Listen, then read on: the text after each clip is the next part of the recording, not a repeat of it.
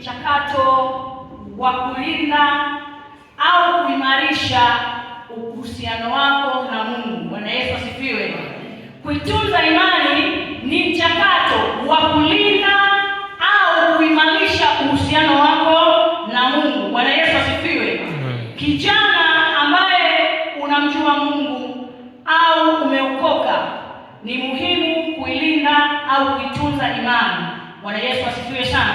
Kwa sababu imani ni msingi katika safari yako. Haleluya. Na utawezaje kuitunza imani yako?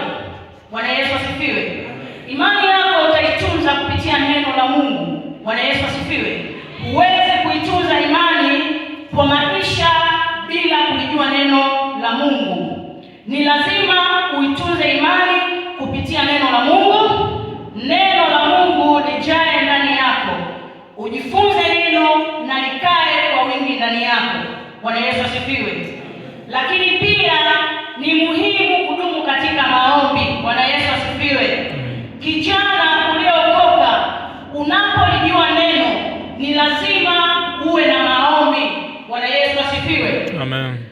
Vijana wengi wanaokoka na wanaishi maisha ya kawaida kama vijana wa dunia. Bwana Yesu asifiwe.